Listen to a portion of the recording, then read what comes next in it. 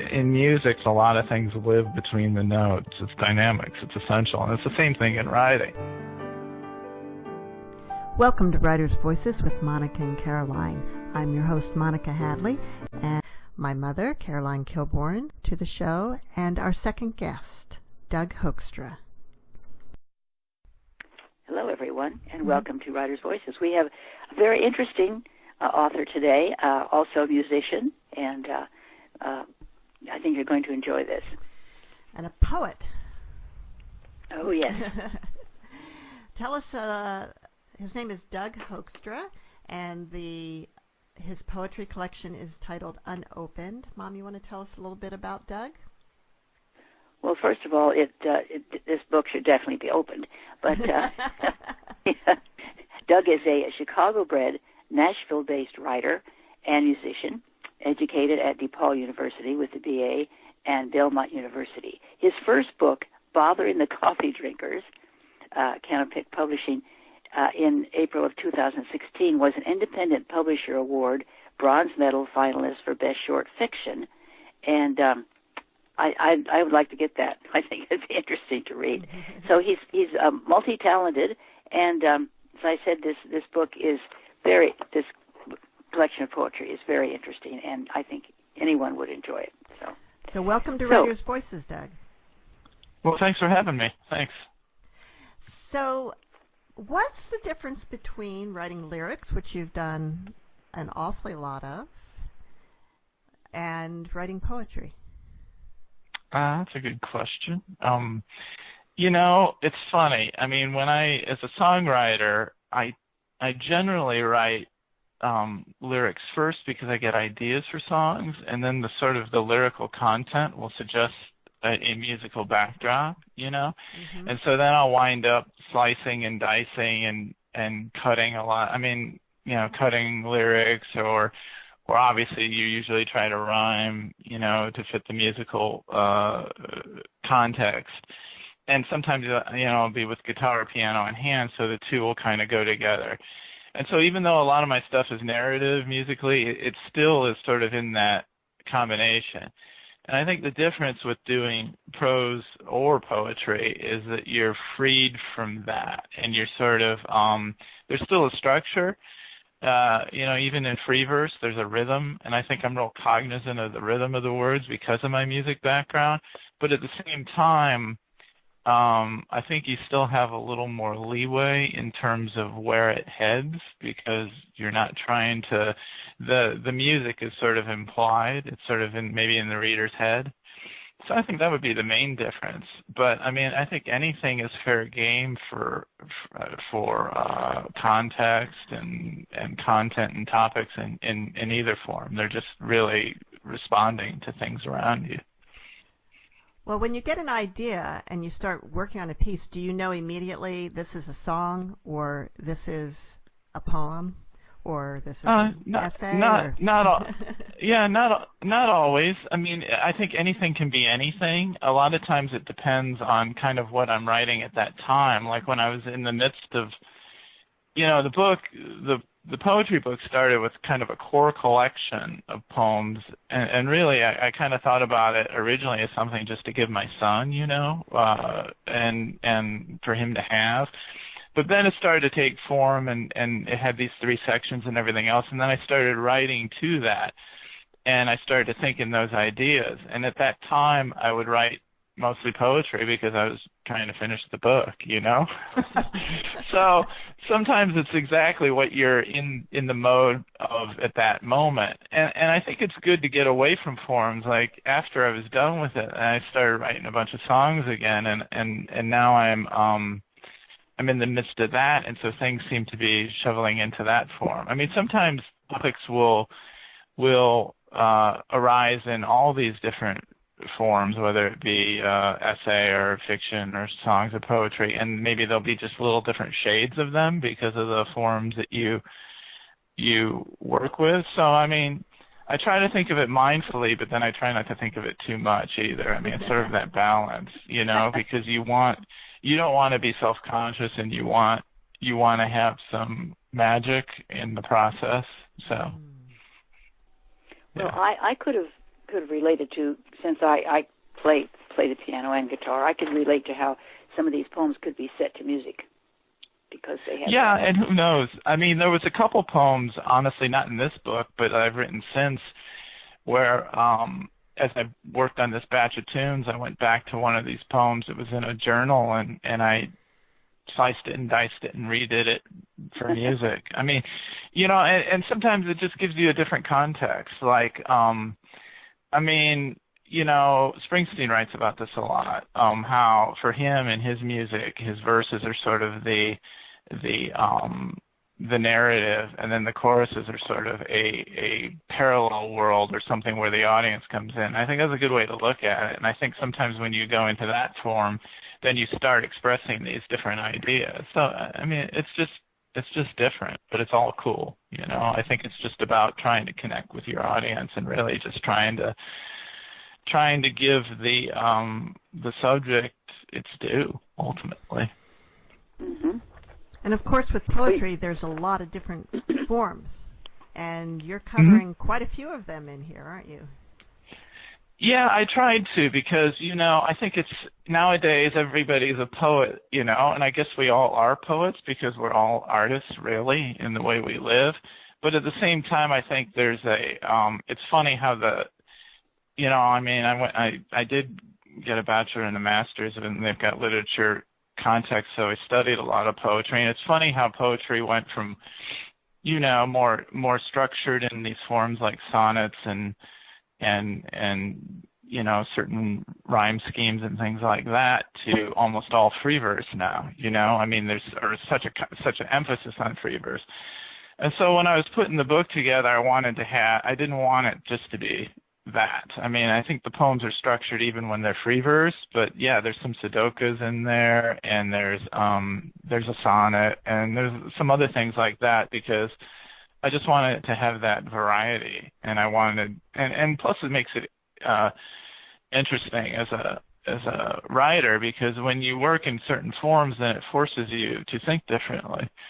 And I think that's one of the values of it is to see if you can what kind of different ideas. I mean, I taught writing for a while here in Nashville, and I would always do sort of prompts and free writes and things like that for my students, even though it wasn't strictly a creative writing class. And part of my rationale to them was, look, if you're given this certain layout or this certain context, then you're going to think differently, and then it's going to put your ideas in different places than you normally would. And so, I think it's good to try to force ourselves to do that. And I guess that's one of the differences, circling back to your original question, between doing songs and essays and fiction. It just forces you to look at things differently in these different ways. What is a Sudoku? It's a Eastern thing. It's like the haiku, but it's different. I should be able to tell you off the top of my head, but it's something like 557577, something like that. And I stumbled across a book by this poet called Ryokan, Ryokan, and he was like a Zen poet in the, 11th century. I'm probably getting half this wrong, but I was very impressed because it was like haiku, but it was a little more involved, and I liked that kind of idea because I like the idea of the minimalism, and I like the idea of in music, for instance, a lot of things live between the notes, right? There's the notes, but there's between the notes. It's dynamics. It's essential, and it's the same thing in writing. And so when you work in a really short, tight form like that, the same deal. It forces you to both conform to that, but then also let a lot of air in. And I think when that happens, then ideally the reader has their experience in that space. So anyway, that's what inspired me to write those. And I did give that exercise to my students too. I would say, hey, do these. And they all got into it. They all got into that challenge. Well, I remember as a kid, I loved writing haiku. Yeah. Yeah, I can still like remember the way it made me feel. Yeah, and I think, I'm sorry, go ahead. No, go ahead. No, I was going to say, I think it's a little misunderstood because, again, so much haiku's done and a lot of these things are done and people can dash them off. And you can, but at the same time, if you really think about it, if you really think about what you're doing, then every word counts, and no other word will fit in that space. And, I mean, it's the reason the Zen monks did it is because it's a mindfulness thing. It's hand in hand with that. It makes you be mindful to the experience and the content and and every word. So, yeah, I really like that. I mean, with haiku, same. And any kind of formalized structure will make you do that. I mean, some people would say blues music does that. I mean, Langston Hughes wrote a bunch of poems that were based on blues forms because he felt that with blues. He felt that was the version of that. And so I think those things are deceptive because I think people can underestimate the effort and the impact of what comes out of those short, tight forms. I'm jotting down some of these things that you're saying because we always pull a quote out of the interviews, and I've got so many already that would make our great quote for your interview. Well, thank you. Well, I enjoy poetry that tell a story, and a lot of your poems do, and that's it's great because in a few words you can tell a story, set a scene, tell a story, and it's just, I don't know, it's very refreshing to me. Well, thank you. Well, why don't we hear a few of these poems? Yes, please. Sure. All right, let me, I was just going to go grab my Sudoku book here to make sure I'm not messing that up, but you can fact check me on that later. Okay, and the poems are in the book, so. Awesome. All right, so we talked about, before we started, one thing I tried to do with the book is carve it up into sections. And so we've got like a section like part 1 called On the Page, which is like close to family poems and things like that, things close to home. And part 2 is Off the Canvas, which is more like not necessarily political, but societal, political, those sorts of things. And then part 3, Between the Notes, which is music, art, love, and indefinable places. And I wanted to do that because there seemed to be kind of a natural way the poems were falling into place. And plus, I just didn't want to be like a dude with a bunch of poems, I wanted it to have some kind of purpose. Right. And so I figured that would be a good thing too because, it's a short attention span world in some ways, but I'm okay with people like ideally picking up the book and maybe gravitating to a section at one time and then putting it down and coming back later to another. So I figured that would be a good way to define it. And one of the poems that you mentioned before we started is from the first section. It's called The Teeter Board. So I'll read that right now. The Teeter Board. Walking by the playground where my son used to play on endless afternoons, sliding, bucket on his head, pretending he was the Artful Dodger. Running a hand across the dragon, I noticed. 2 children on a seesaw or teeter-totter, a long, narrow board with a pivot point or sweet spot in the middle. A boy and a girl were laughing as one went up and the other went down. They bounced and balanced perfectly. Power dynamic, shattered, equanimity, sun dipping behind the clouds.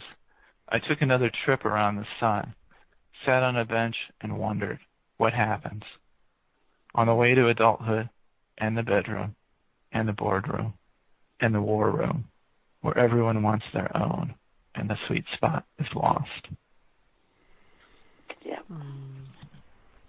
Ta-da! There's a lot in that poem. Wow, thank you. Sure. So, so that was the, let's see, on the page. And then the next section is Off the Canvas, Out into the World. Yes. And do you want me to read one from there that we talked about here? Please. Go forward. Yeah, the claims approver. Okay. There's some like work poems and things like that in this section, and this is one of them. This is called the claims approver. From behind a tiny desk in a dusty office on the 15th floor of a massive structure set in stone on a city block built before his birth, he paid 25,000 claims. 25,000 claims in a single year. Hypertension, vaginitis, gangrene, gout, rabies, scabies, and cancer of the pancreas. Pulmonary arteries hardening again, ptosis, thrombosis, and abdominal pain. He paid 25,000 claims. 25,000 claims in a single year. From behind his Coke bottle glasses and furrowed brow, he doubled his production and hung a picture of his dog and waited for his supervisor and the simple word of thanks that never came. He paid 25,000 claims. Yeah, I love that. That depicts so many people in this world. Now that's one that I also kind of have a parallel version. I kind of pulled from it for a song that was on one of my records, actually called "Where I Worked," and it was a little more. It just got into different parts of the character, honestly, and was able to kind of. It's a different perspective. It's more about the relationship with the protagonist and the person. So, I mean, sometimes you can do that and just kind of like mine different territory. I'm very curious. Did you work as a claims adjuster?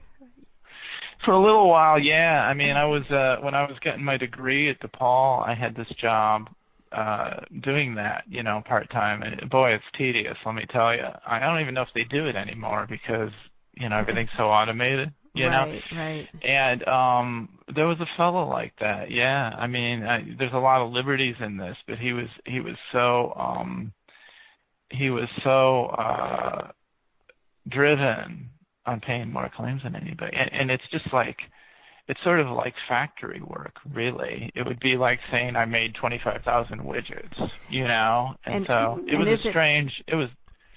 Is it possible to actually pay 25,000 claims? It sounds like a lot. I don't remember, but I think he did. I think he did. I mean, and yeah, I mean, you can imagine it's like day in and day out. And he took the train in.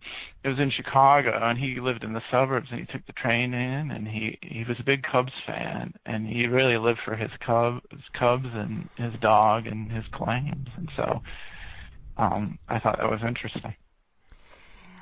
You're listening to Writers' Voices with Monica and Caroline, and our guest today is Doug Hoekstra, author of Unopened, which is his debut poetry collection, and it is a finalist in the, IPPY. What does that stand for? Well, I was a finalist. I don't know if this is a finalist. I was a finalist for my fiction. Oh, okay, Yeah, gotcha. Yeah. And that's the Independent Publisher Award, yeah. Okay, Bothering cool. the Coffee Drinkers was an IPPY finalist. Now, this is nominated, but I have no idea where I'm at, so I don't want to jinx it. Okay. Now, the title, Unopened, what does that mean for you? Well, there's this signature poem in the book, and this is based on a true story. When my parents were, they've since passed, but I was downstairs. My dad was kind of a collector, and he had all these records downstairs, and I was going through them because he didn't want to keep them all, and I found this record that was unopened, that was sealed. That he had bought probably, like he used to like to go on his lunch hour and like go to Rose Records and Rolling Stone Records and those places it used to be in the Loop in Chicago. And this record was still sealed and had the tag on it and everything, and I saw it and I thought, what was here he was just going on his lunch hour to do a little treat for himself and bought this record and he shelved it and never listened to it, right? And I thought that was kind of poignant. And then I thought, well, that's a good title for a book, and this book, because it's about that. It's about experiences that are sort of unopened, and what happens when you really open them up and look at them and, hold those experiences and think about them and think about the emotions they give you and think about the world in a different way. I mean, kind of all art does that, it kind of forces you to unopen your life and your thoughts. So I thought that would be a good title, really. And then it's literal as well, in that, people, will open up the book. And the book has some collage on the cover, which I did, and one of the pieces of the collage is that album where I took pictures of it and cut it up and reassembled it. And so I thought that's kind of like how memory works too. You kind of like cut up your memories and reassemble them in a way that's both reflective and not reflective of how they really were. So that's where that came from. The third section is titled Between the Notes. Right. And you want to share a poem from that section with us? Sure, yeah. This one's called Vinyl, which we mentioned again before we started. And, it speaks for itself, so here we go. It's called Vinyl. Lately I've been listening to old records, guilty pleasures, lovingly encased in plastic, stored away in dusty places I never thought I'd visit again.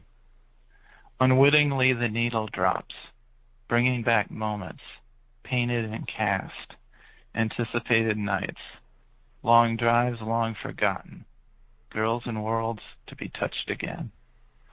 It's funny how a chord or a melody that lingers brings you back in time, effortlessly. Moon River, Wichita Lineman, songs I didn't even know I liked, can make me cry. Even when they skip, nostalgia fades away, but I still can't understand the boy who was standing in the mirror so many years ago. Thank you. Sure, thank you. I'm sure that a lot of people can relate to that poem. Yeah, I mean, and it's the same kind of thing. I mean, there's a few poems in the book where it borders on nostalgia, but I didn't really want to go to that place of nostalgia. And to me, the difference is again kind of examining that. And what did Faulkner say? The past is never past, right? Mm-hmm. And these past things inform us now. I mean, it's all, to get back to the Zen thing again, it's really about the moment. And sometimes those things from the past are the moment, and time is funny that way. And I think certainly with music in this case, that resonance, you think of those days, but you also, it brings you to the present. I mean, I mean, Wichita Lineman, that song's like a hymn, right? And so you can hear that, and it can bring you to that moment you heard it first, yes, but it also brings you to the feeling of that moment now. And it's about layers, really, to me. So, I mean, I tried to be careful not to be nostalgic in a traditional sense. To me, nostalgia is sort of about romanticizing the past, and these pieces, to me, try to repurpose the past, if that makes sense, in a way that's the present. So, Doug, I noticed that the name of the publishing company is 5 Minute Books. Yes. And there's a reference to songwriting being kind of 5-minute worlds. So is that where that name came from? Yep. One of my favorite. I mean, anybody who says they don't read the reviews of their stuff is a liar. Everybody does. And one of my favorite music reviews came out of Wired Music, and it was a guy who got into my stuff and wrote about me a lot of different stuff. His name's Philip Van Black, and he later became a friend because that's how we got to know each other. And he wrote a review that said, a lot of people write songs, Hoekstra writes 5-minute worlds. And I thought that was great. I thought that was really again, going back to what we talked about with haiku and Zen, I mean, that's like it's great to get praise on your work, but it's really great when people say something that you feel really encapsulates what you're trying to do, because then you know that you connected, right? Right. And so, that's always stayed with me, and I've recycled that a bajillion times, and that still kind of, to me, also works with these poems. That's what you're trying to do. You're trying to give people 5-minute worlds. Yep, exactly. And poetry is a really powerful way to do that, more than prose, I think. Yes, I agree. Yeah, I think it's the minimalism. Somebody was asking me about that not too long ago, and I think it's just that. I think it's, it's the idea of space. It's the idea of that space allows your audience in. I mean, to me, that's the thing. I don't like stuff that kind of like tries to manipulate the audience to an emotional place. I think if you write with a direction and a narrative, in this case, that's great, but you have to be sure to know that it's not just you, that it's those spaces that people can get into, and then it makes it worth doing, really. Now, Doug, do you sit down and write something every day, or do you wait No. for inspiration? Well, neither. I mean, I wish I was the guy who. I think people who write if you sit down, like people who work on novels and write, like 2 hours every morning or whatever, that's terrific, and I believe in that. But I have a son, and I have other ways to make money, and I work nonprofit, and I do other things, and it's difficult to do that.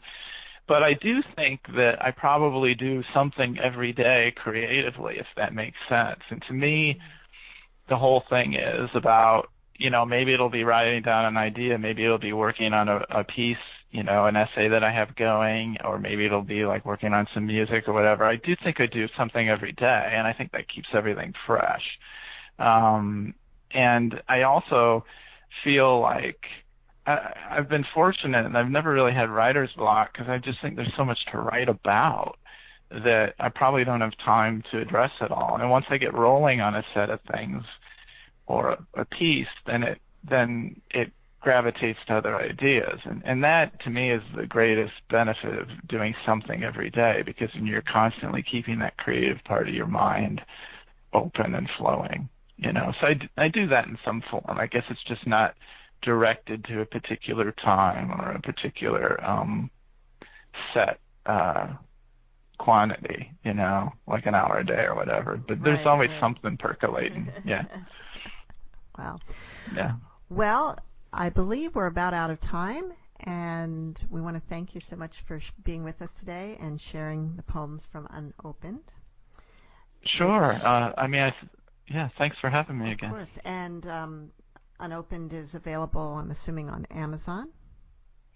It is, and some fine bookstores, and you can always Google and find my website, which is my WordPress site. It's just my name at WordPress, and there's a bunch of links to other things, and there's books and music on Amazon and all that good stuff. So by all means, check it out if you're interested. Appreciate it. Yeah, that's Doug Hoekstra, HOEKSTRA.wordpress.com.